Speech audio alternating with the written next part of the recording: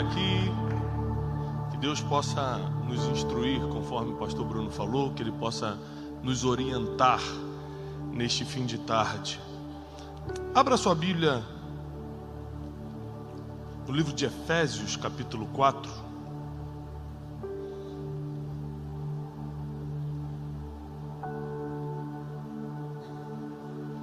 Você já parou para pensar que todo relógio à prova d'água... Alguém aqui tem relógio à prova d'água? Alguém tem? Ele é à prova d'água em qualquer profundidade? Sim ou não? Não. Tem relógio à prova d'água de até 50 metros. Qual o máximo de um relógio à prova d'água? Alguém sabe? Eu não sei, estou perguntando. 100 metros? 200? 100? Mas vamos botar 1000 metros. Por que um relógio à prova... Um não é à prova d'água, o outro é só até 50, outro só até 100, o outro só é até 1000. Não sei se existe, estou dando exemplo de número. Qual é a diferença? A água não vai entrar nem no de 100, e nem no de 50, nem no de 1000. Ok? Porque ele é a prova d'água. Mas por que tem a indicação de metros? Qual é a diferença? Alguém sabe? Alguém imagina? A pressão. Isso, a pressão. É por isso que quando um navio afunda muito profundo, é mais difícil achar os destroços, porque a pressão não permite que qualquer tipo de equipamento ou mergulhador chegue. Então, quando você fala para Deus que quer ir mais profundo, você está pedindo mais pressão, e é por isso que, por misericórdia, Ele fala: que mais profundo o quê, meu filho?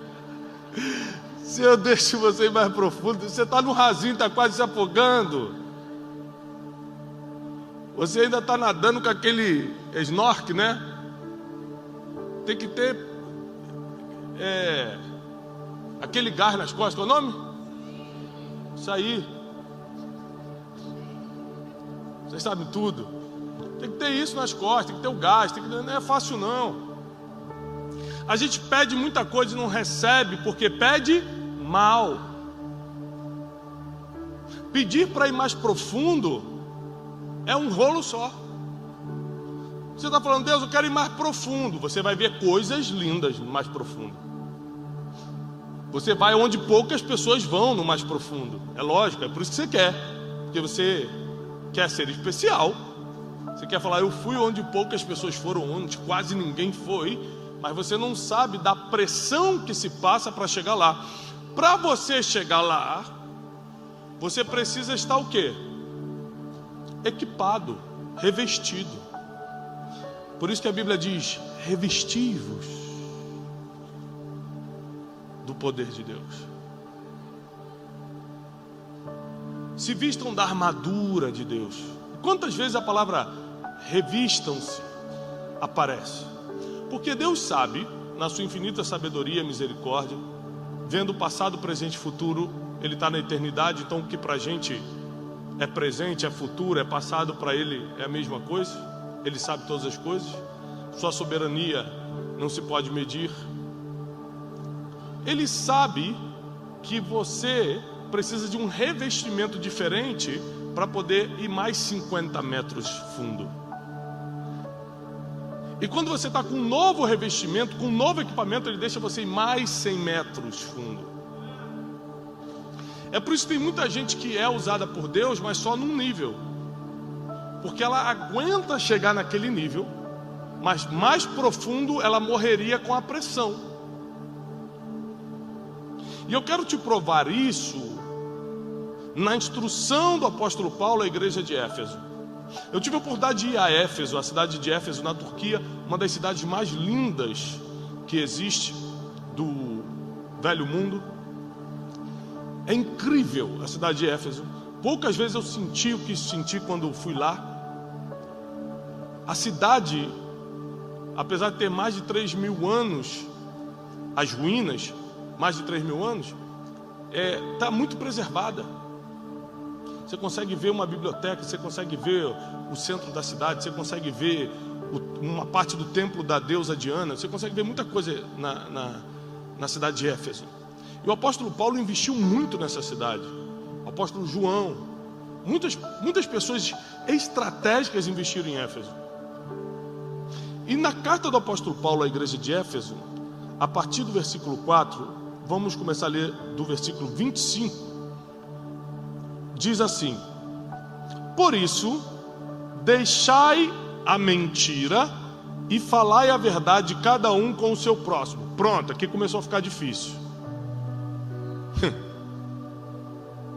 Olha o que o apóstolo Paulo está me pedindo. Ele está falando o seguinte: você vai ter que deixar a mentira. E filosoficamente é tão bonito deixar a mentira, né? Eu estou falando da prática, eu estou falando do dia a dia. Ele falou: para de mentir para o seu próximo e fale cada um a verdade, porque nós somos membros uns dos outros. E a Bíblia diz que o reino dividido não subsiste. Então é como se fosse o fígado atacando o coração, o cérebro atacando rins, quando um mente para o outro. É reino dividido, ou seja, a gente se mata rápido e coletivamente. Então lendo é bonito, teologicamente é bonito, filosoficamente é bonito. O problema é a prática, porque na prática quem aqui já mentiu um para o outro? Senhor, quem não levantou a mão pode levar. Não, porque mentir dentro do templo já aí passou do limite.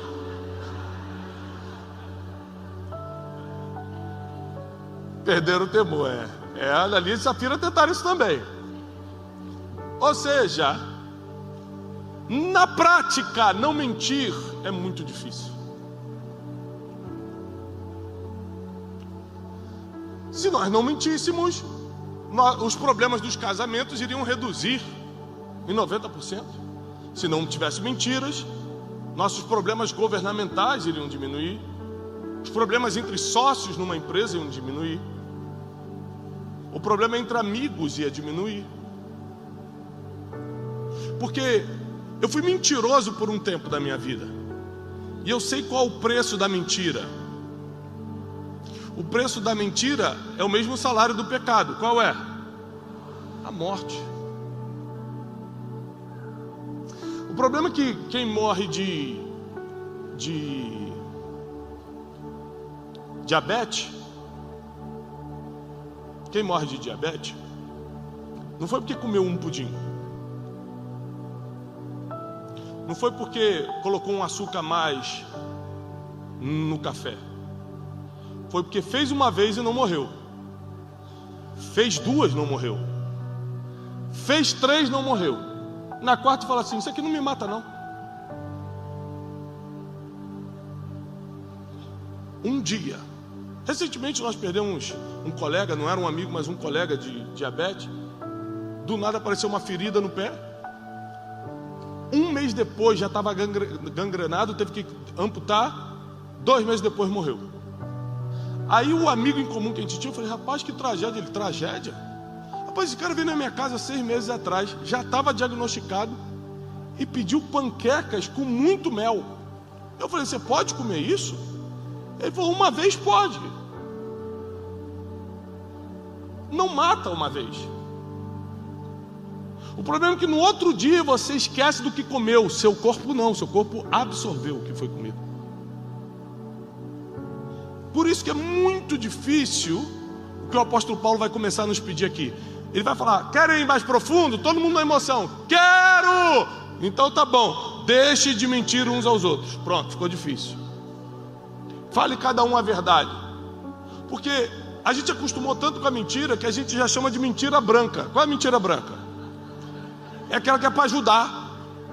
Eu vou mentir para ajudar ele, que ele vai chegar atrasado. Aí eu vou falar para o chefe que na verdade enguiçou o carro. É uma mentira boa. Não existe. A gente quer naturalizar aquilo que Deus não compactua. E o apóstolo Paulo vai deixar mais difícil ainda. Ele fala: deixa a mentira, fala cada um a verdade com o seu próximo, porque nós somos membros uns dos outros. Ou seja, nós estamos inseridos no mesmo corpo. E todo mundo tem que funcionar bem para o corpo dar certo. Ou seja, se o cérebro, que manda a maioria dos comandos para o corpo, mente, que é o que acontece, por exemplo, quando você entra no ataque de pânico ou na depressão, o seu corpo fisicamente não tem aquilo, mas o cérebro manda informação de profunda tristeza, o cérebro manda informação de alerta, de fuga, e você entra em pânico, o coração dispara, parece que você está tendo um ataque do coração, mas na verdade é emocional. Quem está entendendo o que eu estou falando? Então, se um membro mente para o outro, destrói o corpo. Então eu não minto só porque eu quero estar bonzinho com Deus, eu não minto para viver mais. Porque isso aqui é fantástico. Se o cérebro mentir para o coração e dar ordem de fuga, o coração vai palpitar. E se por acaso parar mesmo sendo mentira, quem morre? O coração? O cérebro? Todos os órgãos morrem junto com o corpo. Todos os órgãos morrem junto com o corpo. Morreu, todo mundo morre junto.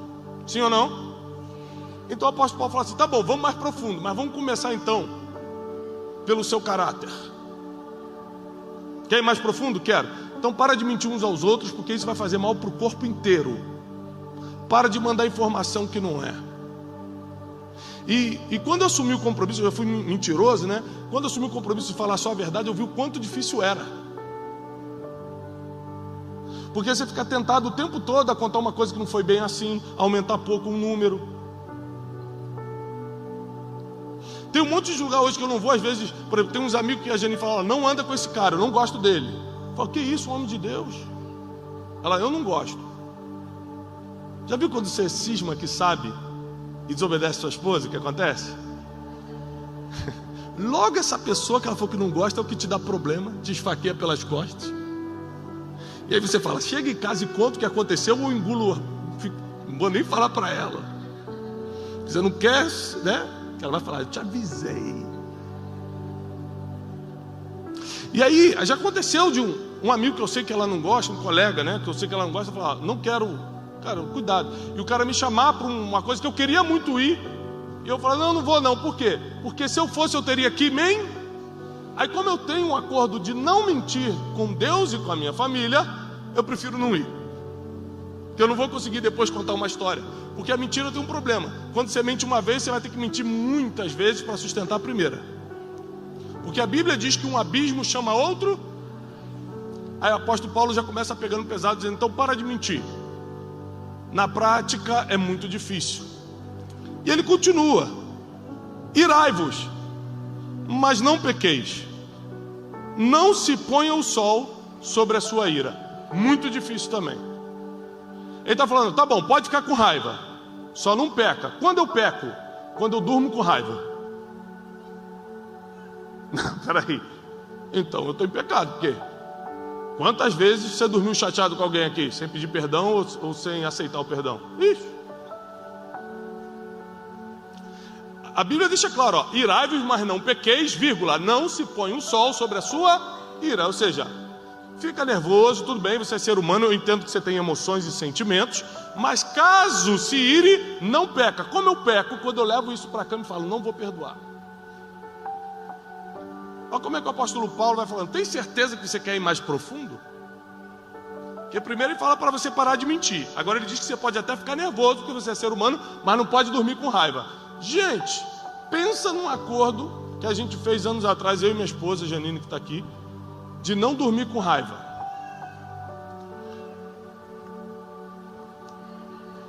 Aí da meia-noite eu fico assim: será que ela não vai pedir perdão? Ela sabe que errou e ela está se achando certo e fala: não, ele que vai vir aqui, vamos ver se não vem. E aí fica daquela, aí liga a televisão, pega livro, de repente passa... dá 1h30 da manhã, o soninho já está cambaleando. Aí naquela você sabe: gente, eu tenho que acordar 7h57 para fazer o café com destino. Eu falo: me perdoa, eu vou dormir logo. Ela: não é assim não, perdão assim rápido não. Toma aqui minha mão. É uma humilhação que só.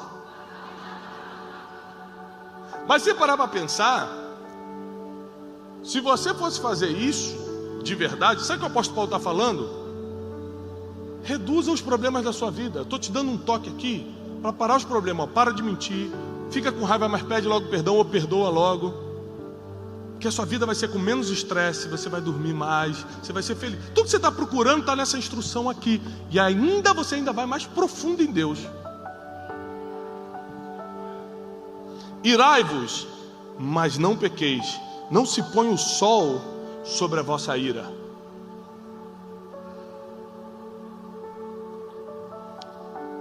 Então às vezes eu já tive que passar por constrangimentos de, na raiva, falar com alguém, por exemplo, do meu trabalho, de uma forma que eu não deveria ter falado, mas na mesma noite eu ligar e passar o constrangimento, sendo eu superior a ele no trabalho, em termos de hierarquia, né? Superior na hierarquia, ligar e falar: cara, me perdoa. Ele: não, que isso, não tem problema. Eu falei: tem sim, porque está me incomodando, não foi. Ou seja, Deus não está cobrando que você seja perfeito. Deus está cobrando que você seja um arrependido. Errou, se arrepende.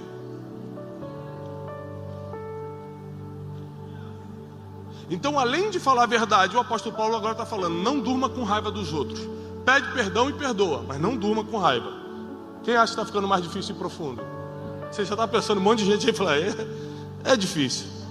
27. Não deis lugar ao diabo. Não deis lugar ao diabo.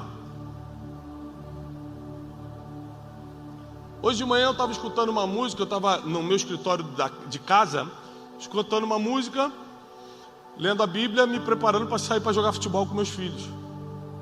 Eu estava preparando assim e tal. O Joaquim, meu filho de 5 aninhos, fez 5 aninhos agora, entrou, escutou a música era em inglês. Ele falou: pai, essa música é de Jesus? Eu falei: sim, é de Jesus. Ah, porque não parece aquelas músicas que o pastor Bruno canta.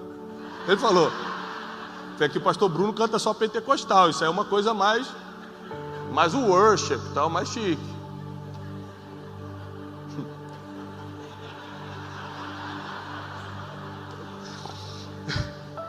Se deixar o pastor Bruno, ele pega o pandeiro e sai, filho, é difícil.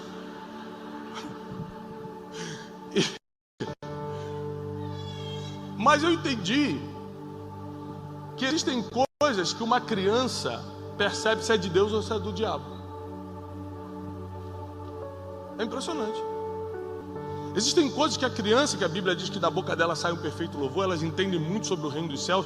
Quando as crianças vieram até Jesus, os discípulos tentaram impedir. Jesus falou: não impede, porque delas pertence o reino dos céus. Ou seja, elas conseguem identificar o que você não identifica sobre o reino, que elas estão inseridas nisso.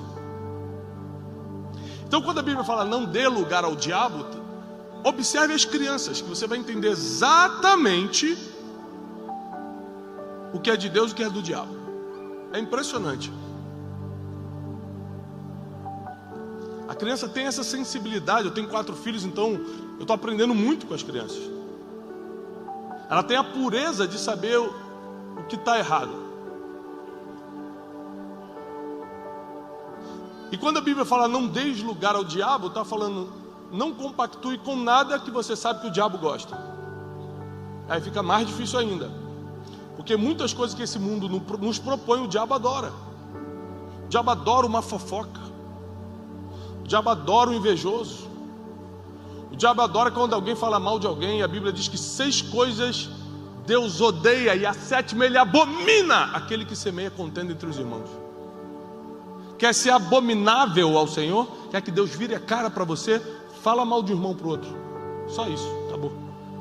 Deus vira a cara para você, abominável. Comigo você não fala.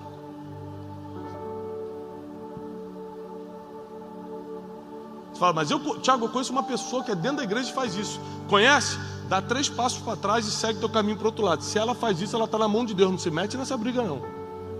É Deus com ela. Posso continuar? Quem quer ir mais profundo ainda? Gente, eu estou acabando com mais profundo. Ninguém quer ir mais. Alguém vai mais profundo? 28. Aí eu vim desanimar o povo. No final vai ficar bom. No final tem uma palavra profética. No final fica tudo bom, fica tranquilo. 28. Aquele que furtava, não furte mais. Antes trabalhe, fazendo com suas mãos aquilo que é bom e produtivo, para que tenha o que dar ao que tiver necessidade. Então aqui a Bíblia vai defender a força do seu trabalho. O apóstolo Paulo fala o seguinte: olha, se você tinha mania de dar jeitinho nas coisas, de sonegar imposto, de pegar o que não era seu, de balança injusta, falar que custa 10, mas na verdade custa 5 e você está vendendo por 10. Então para que falou? Se é o teu lucro, você não precisava ter mentido, era só ter falado, custa 10 e pronto, não tem que ter mentido. Então já que, se você faz isso, deixa de fazer. Aquele que furtava, que dava jeitinho, que roubava os outros, que contava história, não furte mais. Antes trabalhe com suas mãos. Trabalha com as suas mãos, para que você tenha para você e ainda tenha para dividir com aquele que tem necessidade. Ou seja, prospere, meu filho. Porque se você só tem dinheiro para sua conta de luz e para suas compras, você não tem para dividir com quem tem necessidade, sim ou não? Então a Bíblia está te autorizando a prosperar. Prospera, mas lembra que quando você tiver, não é só para você não. Fique atento à necessidade daqueles que eu coloco no seu caminho. Mas ele fala, se você quer prosperar a ponto de ter para você e para dar para os outros, você precisa parar de furtar, pegar o que não é seu.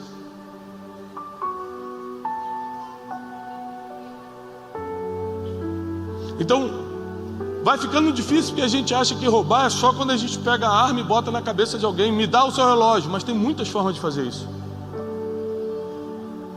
Tem gente que rouba a alegria dos outros com uma notícia que você nem sabe se é verdade, mas dá só para acabar o dia da pessoa. Tem gente que rouba a esperança da pessoa quando escandaliza o nome de Deus. Tem gente que rouba até materialmente falando e acha que não está fazendo. A Bíblia diz em Provérbios que aquele que rouba pai e mãe, diz fiz isso por brincadeira, é fiel, é companheiro do destruidor. Então eu falo assim, eu não estou roubando meu pai. Meu pai é meu pai, eu posso pegar, eu só não falei para ele. A Bíblia diz que é roubo. Então tem muitas coisas que nós precisamos ler para entender onde nós estamos errando, para poder continuar indo mais profundo. E se você quiser saber o que é errado ou não, é muito simples. Não precisa fazer perguntinha no Instagram para os outros não. É pecado fazer isso? É só você perguntar o seguinte, regra de ouro: eu gostaria que fizesse isso comigo? Eu gostaria que mentisse para mim? Não, então é errado. Eu gostaria que roubasse que não é meu, mas não, só 10 reais. Não, nem 10 reais eu quero que roube de mim. Então é errado. Simples. Regra de ouro: não faça com os outros o que você não quer que façam com você. Versículo 29: que nenhuma palavra imprópria proceda de vossa boca, mas aquilo que é bom para promover a edificação, para que ministre graça aos que a ouvem. Então o apóstolo Paulo continua ainda aí, indo mais profundo, e fala: olha, agora vamos falar sobre as coisas que você fala. Se o que você fala não provoca edificação, cale la boquita. Porque tudo que você falar tem que ministrar honra, graça aos que ouvem. Então quando você fala, não vai dar certo esse projeto, você está edificando o projeto? Não, então para de falar, para de ser negativo. Quando você fala palavras duvidosas, isso aí eu não sei, não sei. Tá. Então nós temos que aprender a falar o que edifica. Essa semana eu estive num programa de rede nacional, e aí pegaram uma frase, né? Os haters da internet pegaram uma frase que eu estava falando de um artista, subiram como se eu tivesse declarado aquilo. E, na verdade, quem assistiu a entrevista toda, eu estou replicando as palavras de uma outra escritora da TV que falou isso sobre o cara, e eu repliquei. De qualquer maneira, como ficou mal entendido a história, eu liguei para alguns pastores em comum, peguei o telefone do rapaz e nos comunicamos de noite. E eu falei: olha, não sei se você assistiu a entrevista, mas eu estava replicando o que a fulana falou. De qualquer maneira eu errei em citar seu nome, eu quero te pedir perdão. Ele falou: não, cara, tudo bem. Tudo bem, acabou. Por quê? Não foi minha intenção, mas se feriu, me perdoa. Porque eu não vim aqui para machucar, eu não vim aqui para julgar, sou ser humano. Se errei, me perdoa, tá certo, tá tudo certo. Então tá bom, vai na paz. Posso ir na paz? Pode, então bora.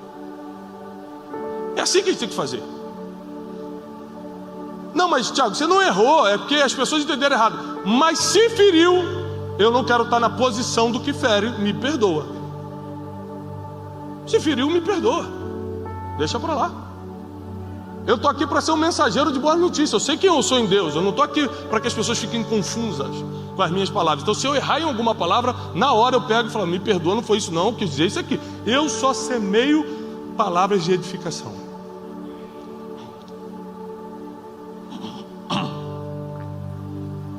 Eu não posso usar minha boca para semear palavras que não vão edificar. Mas só que é o seguinte: eu não sou um anjo, eu sou um ser humano. Eu posso errar? Ixi, muito. Mas se eu errar, eu tenho que saber que Deus não está esperando perfeição de mim, está esperando arrependimento. Se você gravar isso, sua vida já vai melhorar muito a partir de hoje. Você vai muito mais profundo se parar de tentar ser perfeito e procurar ser arrependido, arrependida. 30, agora vai ficar difícil de verdade.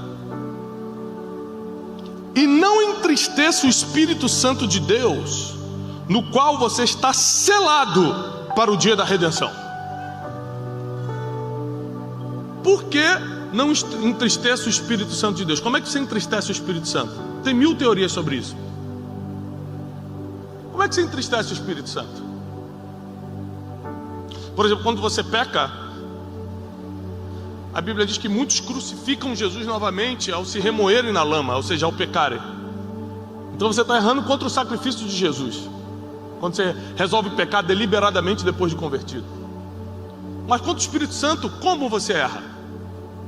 Vamos lá, quais são as funções do Espírito Santo? Quem lembra? Jesus primeiro fala para a gente: olha, vos convém que eu vá. Ou seja, é bom para vocês que eu suba, porque se eu não subir, o Espírito Consolador não desce. Então, primeira função, o Espírito Santo é o Consolador. A Bíblia também diz: ele é o Espírito da verdade, que há de revelar as coisas que ainda hão de vir. Ou seja, ele é aquele que mostra o futuro. Mas a Bíblia também diz que ele é aquele que convence. O Espírito Santo é o que convence do pecado, da justiça e do juízo. Então vamos lá, o Espírito Santo tem funções bem definidas, e toda vez que você tenta fazer a função do Espírito Santo, você está entristecendo ele. Só para você parar para pensar. Pensa no seu trabalho aí, você que trabalha. Imagina eu ser contratado essa semana no teu trabalho e começar a tentar fazer a sua função. Primeiro que você vai pensar: o Thiago quer roubar meu emprego. Depois você fala: o Thiago está tentando agradar o chefe. Todo mundo fica incomodado quando alguém tenta fazer o que você já faz. Quem está pegando essa? Ninguém? 3 pessoas? Fica incomodado ou não fica? Para pensar aí agora. Todo mundo começa a fazer exatamente o que você faz lá no teu trabalho. Fala: quem é esse cara? O que essa mulher está fazendo? Não é possível, quer pegar meu lugar?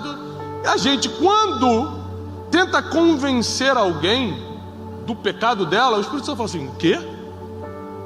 Eu fui enviado para ser aquele que vai convencer. Você era só para falar, e você está tentando convencer? Eu que vou convencê-la do juízo, e você está julgando? Você quer fazer o meu trabalho? Você quer um problema comigo? Quer um conselho? Não tente pegar a função do Espírito Santo para você. Primeiro que você vai perder essa briga, e segundo que você vai entristecê-lo. Quem consola é ele. Quem revela futuro é ele. Quem convence o ser humano do pecado, da justiça, é ele. Eu estou um tempo evangelizando. Eu estou evangelizando muita gente há um tempo. Pessoas muito estratégicas. E vou tornar um público aqui, porque eu já batizei ele. Eu batizei o Thiago Negro, primo do Rico. Aliás, almoçou lá em casa hoje. E ele estava me lembrando que uma das coisas que mais fez ele se aproximar do evangelho foi que eu semeei a palavra, dei 2 passos para trás e deixei ele. Ele falou: esse cara não vai continuar insistindo não? Eu falei: eu insistindo? Aqui, minha bênção já está feita. Deus falou só para eu ser um semeador das boas novas. Deus falou só para eu jogar semente. Eu joguei a semente. Se eu fosse receber de Deus, meu pagamento está garantido. Eu não quero me meter em mais problema não. Se o Espírito Santo não te convencer que essa palavra que eu falei é verdade, sou eu que vou te convencer? Com que argumento? Toma aqui, entreguei a palavra, fui embora. Se converteu. Depois comecei a evangelizar outras pessoas mais estratégicas ainda. E eu tive na casa dele há uns meses atrás, joguei a palavra no coração dele, ele nunca tinha tido nenhum contato com a palavra, dei uma Bíblia para ele, orei por ele, joguei a semente e não tive mais contato.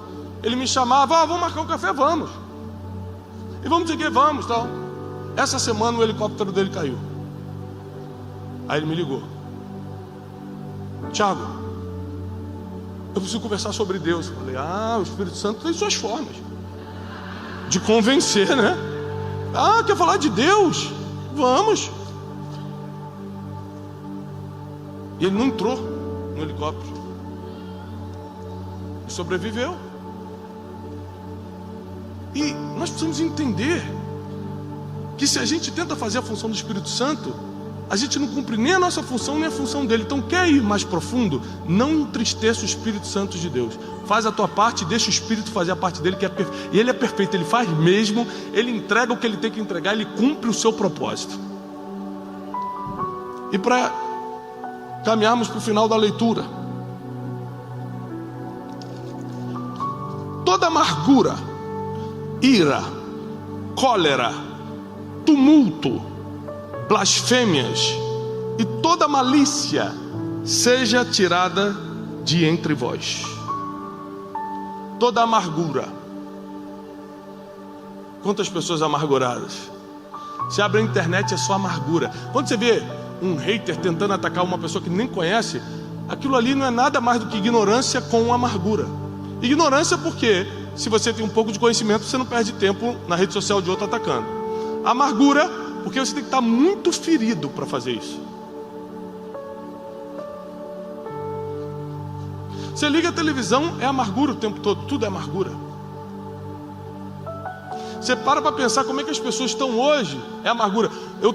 Antes de ontem eu fui num restaurante, e aí eu fui dar ré no carro para sair na porta do restaurante, e tinha uma moto, um motoboy atrás de mim. E eu não vi o motoboy.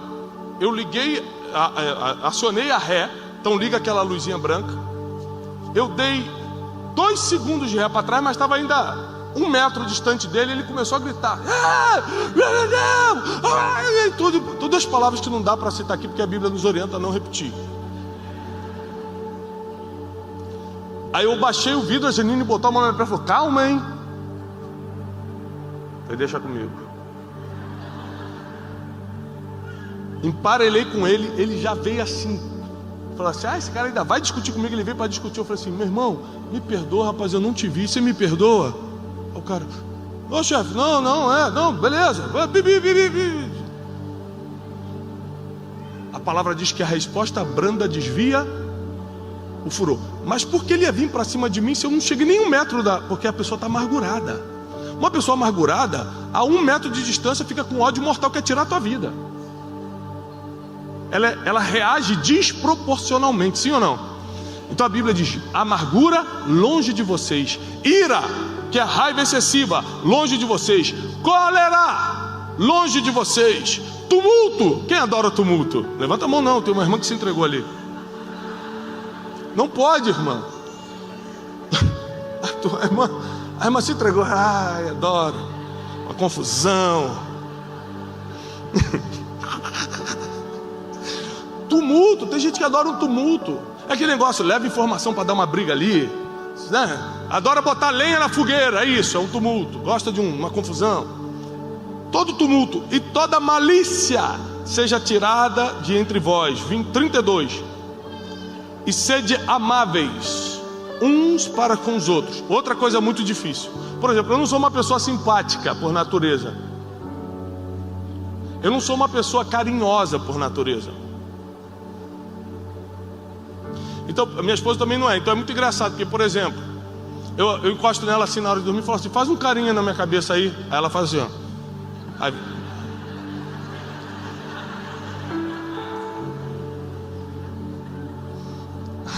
Aí ela fala: Tiago, coça aqui minhas costas, eu sou muito carinhoso. Eu falo assim, ó. Aí a gente aprendeu a lidar um com o outro em 17 anos de casado, né? Nos 17 anos de casado, a gente aprendeu a lidar com o outro na pandemia. Foi na pandemia que a gente aprendeu. Ninguém está entendendo mais piada nenhuma nessa igreja, meu Deus do céu. Então ser amável um com o outro é muito difícil, porque as pessoas estão cheias de cólera. Como é que você vai ser amável com o outro? Você tem seu jeito de ser, às vezes você não é simpático, às vezes você não é uma pessoa carinhosa, a linguagem de amor é diferente. Mas o apóstolo fala, eu não quero saber como você foi criado, eu não quero saber se você é carinhosinho ou carinhosinha. Sede amáveis uns para com os outros. Quer ir mais profundo? Vai ter que praticar o amor.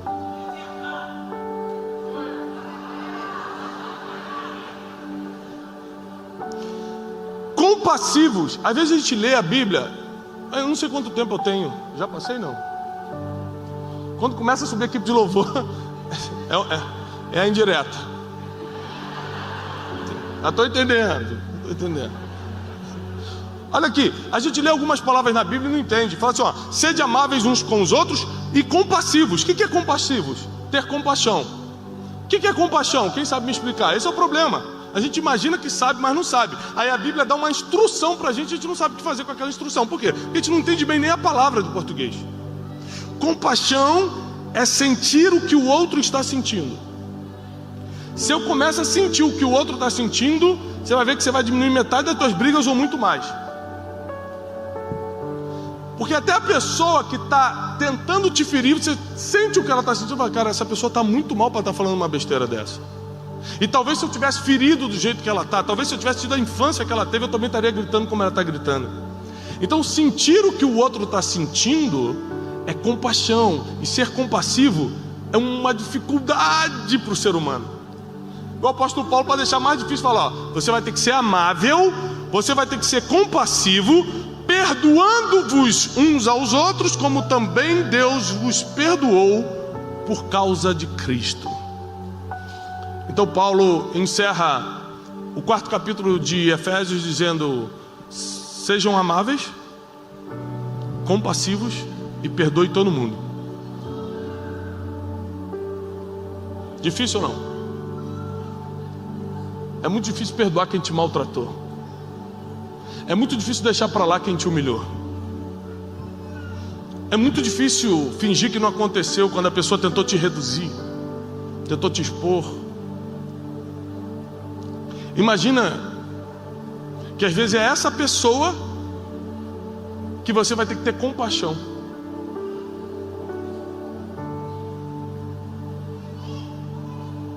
Uma vez um amigo meu me ligou e falou, Tiago, estou numa situação muito difícil, o quê?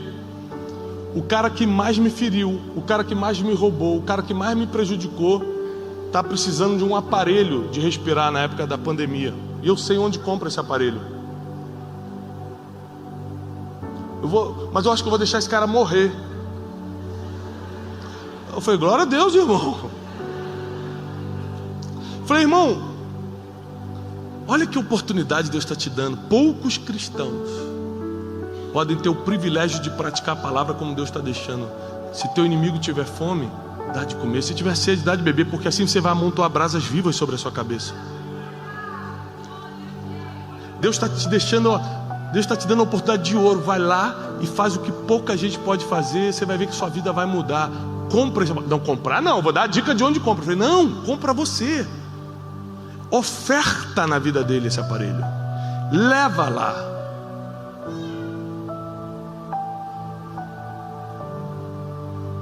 Porque chega uma hora que nós precisamos decidir de verdade se queremos ir mais profundo ou não.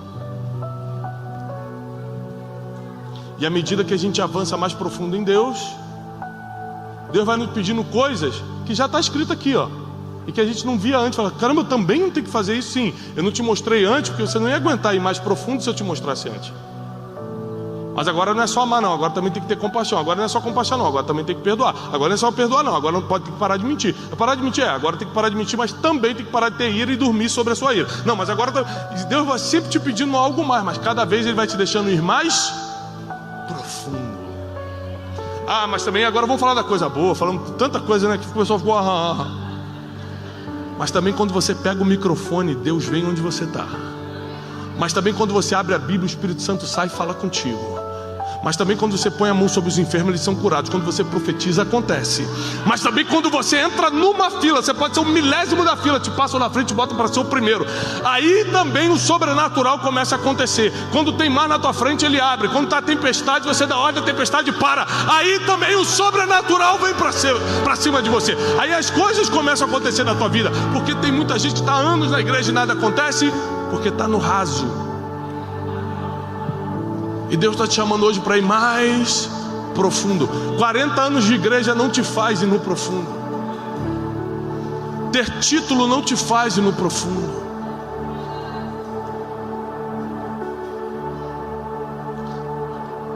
As renúncias, e não são fáceis, as renúncias te levam no profundo. As renúncias te levam no profundo.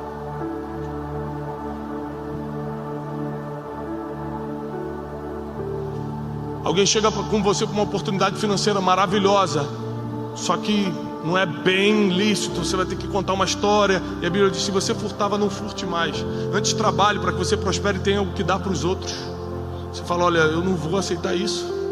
Só que geralmente quando essas propostas chegam, ninguém está sabendo. Você olha para os dois e fala: ninguém vai saber. Só aquele que pode te pegar pela mão e te levar mais profundo, ele sabe. E eu sei da dificuldade que é, porque falar é tão bonito. Ah, falar é fácil. Eu estou aqui falando, é molinho falar. Eu tenho um dom da palavra, então eu só falo. Mas praticar, meu irmão, exige renúncia. E na segunda-feira tudo vai voltar igual. Nosso trabalho, nossa casa, nossa família. E você vai ter que decidir se renuncia ou não. Ou seja, tenho como mentir, mas não vou mentir. Eu tenho como ficar irado e perturbar ainda mais, mas eu vou perdoar minha esposa, eu vou perdoar meu esposo, eu vou pedir perdão para o meu chefe, eu vou perdoar aquele rapaz que me falou mal de mim, eu vou fazer. Ou seja, você vai ter que começar a decidir se quer ir mais profundo ou não. Mas em compensação, o sobrenatural vai começar a se manifestar na tua vida como nunca antes. Você vai começar a andar na rua e pessoas do outro lado da estrada vão falar assim: ali vai um homem de Deus. O jeito de andar já mostra que é um homem de Deus. As pessoas vão começar a te reconhecer de longe, porque o Espírito que está em você vai comunicar com quem é do Espírito.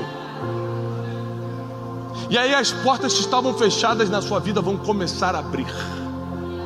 E aí aquilo que ficou muito tempo preso, retido, e você não entendia, vai começar a vir na tua mão. Porque nem olhos viram, nem ouvidos ouviram, e nem jamais penetrou no coração do ser humano que Deus tem preparado para aqueles que o amam.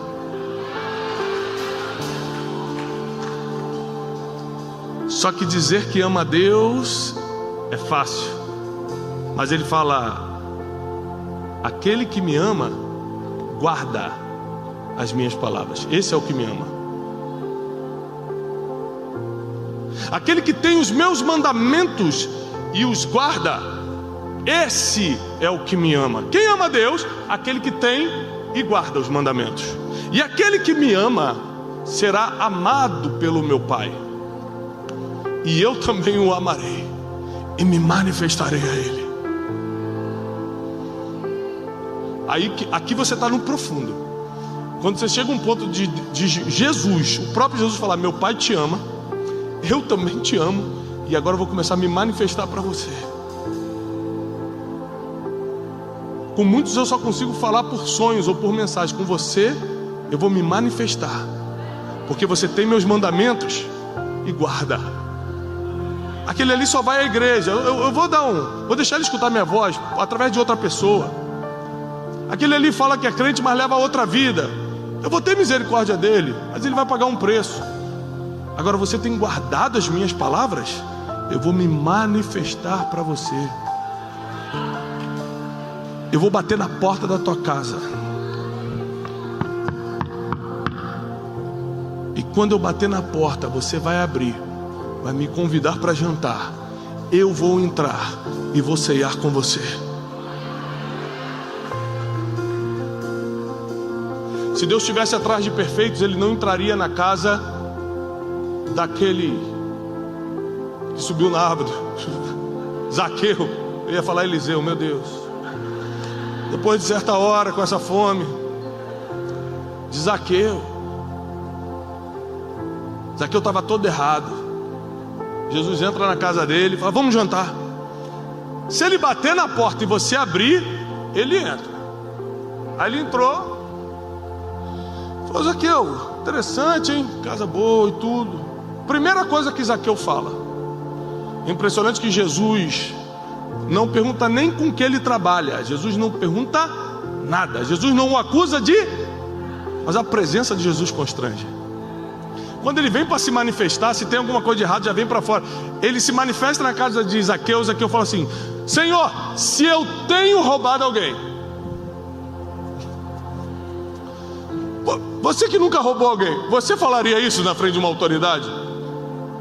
Vai o governador da tua casa e fala: governador, se eu roubei alguém, eu gostaria de devolver 4 vezes mais. Fala isso quem está devendo, sim ou não? Sim ou não?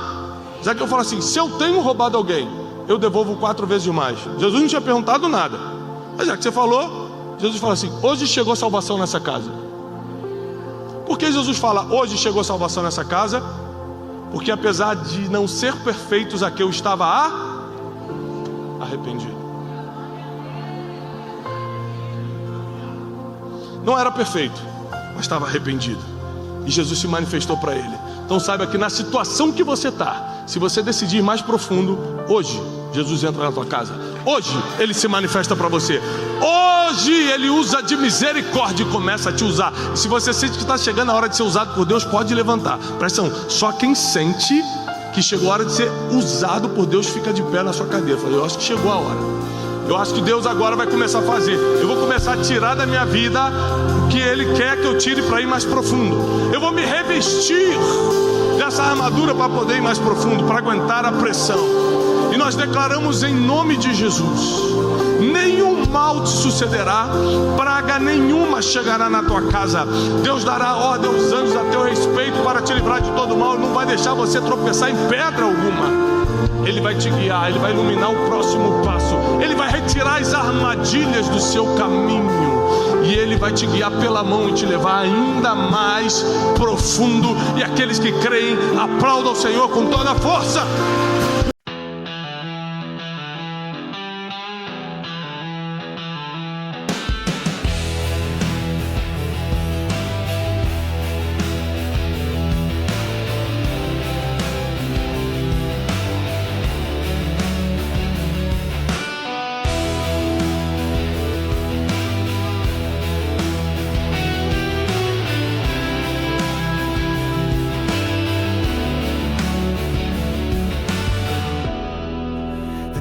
Stains the paper white,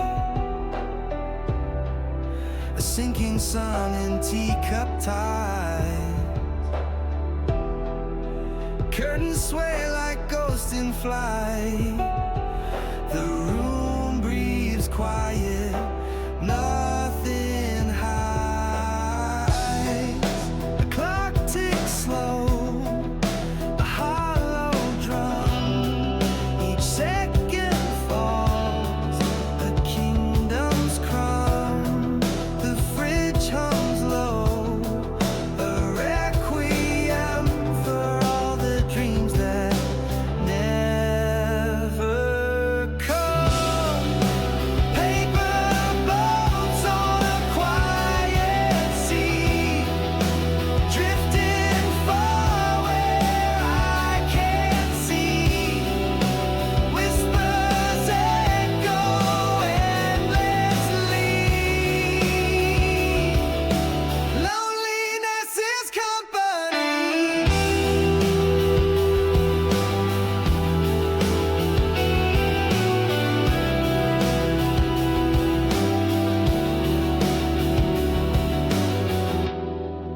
A single moth taps at the pane. Its dusty wings a fragile flame. Outside the